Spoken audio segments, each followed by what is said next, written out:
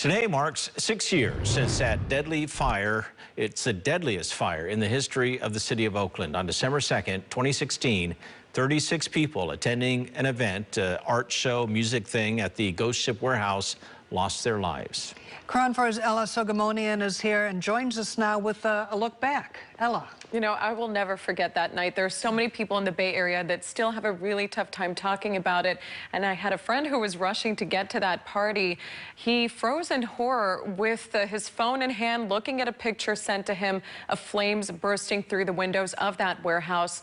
Turned to me and said, "I think my friends are dying." A warehouse in Oakland that went by the name Ghost Ship was converted into both a home and event space years ago.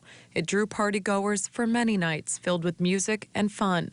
But for 36 people, a dance on December 2nd, 2016 would be their last. I just heard somebody yell out, "Fire, get me a fire extinguisher." It all happened really quick, but the fire went up really quickly. It was a window of maybe 5 minutes between the fire happening and you just didn't get out. The Artists Collective wasn't set up or permitted to support the vision of Derek Almena. The master tenant was held criminally responsible for illegally using the building as a live-work space. Prosecutors described that makeshift two-story structure as dangerously designed and decorated with flammable material, essentially a tinderbox fire trap with just a narrow staircase for an escape route. There were no smoke detectors or sprinklers. Almena pleaded guilty to involuntary manslaughter and was sentenced to serve 12 years, while his artistic director, Max Harris, was acquitted. But friends and family of the fire victims were enraged to learn that Almena would avoid prison and instead serve a fraction of that time from home. We were hoping for justice, but we didn't get justice today. When he was convicted in 2021, Almena had accumulated credit for sitting in jail for 3.5 years and good behavior. He was then under house arrest with family for another 1.5 years because of the pandemic. And now Almena could face jail time for possibly violating probation after weapons were allegedly found in his Lake County home. There was more uproar when the property owners weren't criminally charged.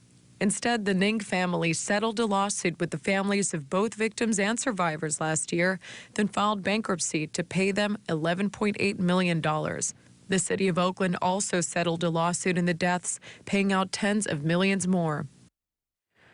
The ruins of the former warehouse still stand today, and it's not clear what will take its place once the property is sold, but family members of victims have shared that they don't want a memorial and instead would like to see it put to other use that would better serve the community. Meantime, Almena is due back in court on December 16th for a hearing that will look into whether he indeed violated his probation.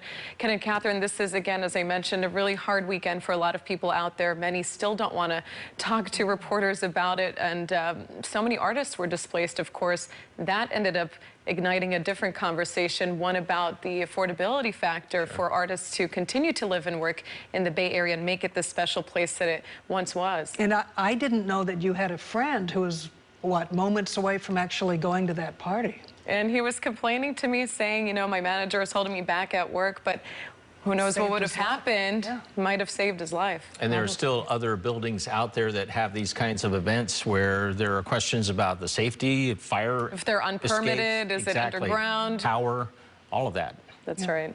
Thank you, Ella.